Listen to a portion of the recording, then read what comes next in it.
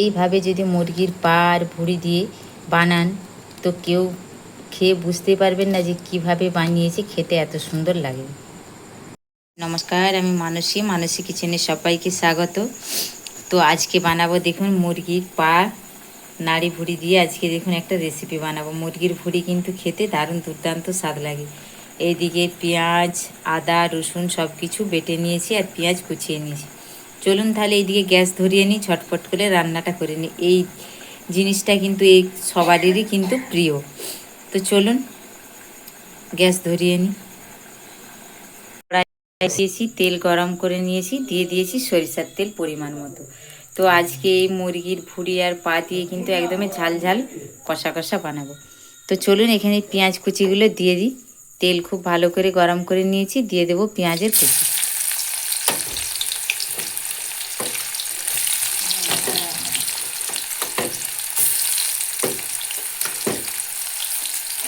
তো পেঁয়াজগুলোকে একটু লাল লাল করে ভেজে নেব। পেঁয়াজটাকে কিন্তু লাল লাল করে ভেজে নিলে যে কোনো মাংসতে দিলেই কিন্তু খেতে ভালো লাগে। আমি কিন্তু পেঁয়াজগুলোকে খুব ভালো করে লাল লাল করে ভেজে নিয়েছি। এবারে দিয়ে দেব রসুনের বাটা। তো এখানে অনেকটাই আমার মুরগির পা ভুঁড়ি রয়েছে, সেই কারণে আমি বেশি করে রসুন নিয়েছি। তো এই দুটোকে আবারও খুব লাল লাল করে একদমই ভেজে নিচ্ছি।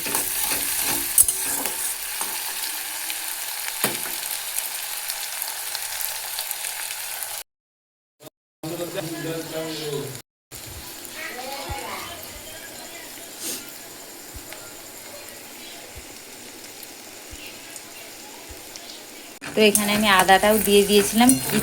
মানে আদাটা হচ্ছে আমি দেওয়ার সময় ক্যামেরাটা একটু গন্ডগোল হয়ে গেলো, সেই করে স্কিপ করে ফেলেছি। তো আদা, রসুন, পেঁয়াজ সব দেখুন লাল লাল করে একদম পুরো ভেজে নিয়েছি।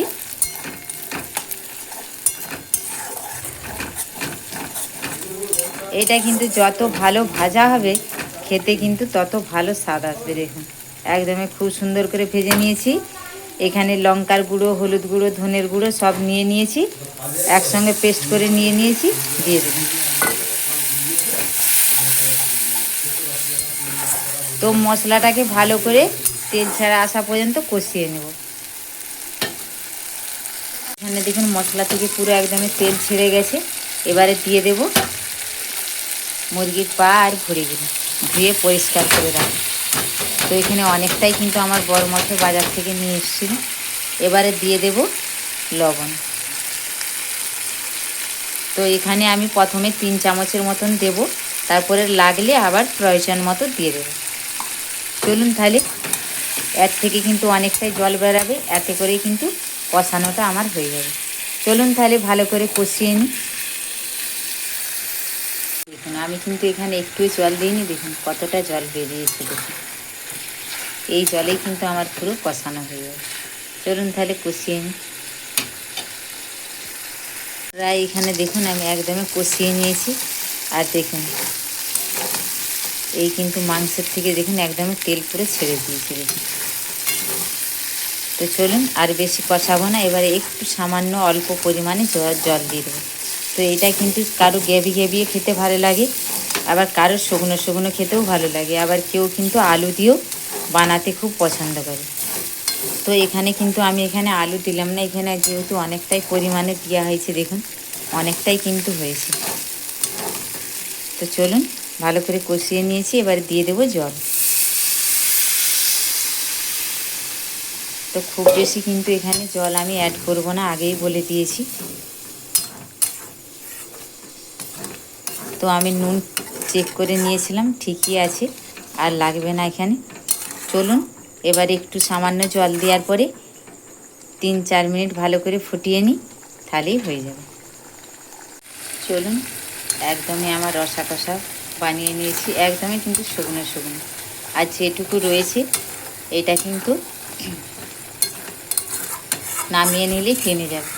তো চলুন এখানে কেউ যদি গরম মশলা খেতে চান তো দিবেন। তো আমরা এই ভুঁড়ি পায়ের সঙ্গে কিন্তু গরম মশলা খুব একটা খেতে পছন্দ করি না, সেই কারণে দিলাম না। নামিয়ে নিয়ে দেখাচ্ছি কতটা সুন্দর হয়েছে। একদমই গরম গরম ভাব পড়ছে। এই সময় কিন্তু এই গরম গরম ভাতের সঙ্গে এইভাবে ভুঁড়ি পায়ের ঝাল করে কষা কষা খেয়ে দেখবেন, খেতে দুর্দান্ত লাগবে। চলুন তাহলে আমার একদমই সিম্পল রেসিপি কেমন লাগলো অবশ্যই কমেন্টের মাধ্যমে জানাবেন। ভালো লাগলে লাইক শেয়ার করবেন। আপনারা ভালো থাকবেন, সুস্থ থাকবেন, সাবধানে থাকবেন। দেখা হচ্ছে অন্য একটা রেসিপি।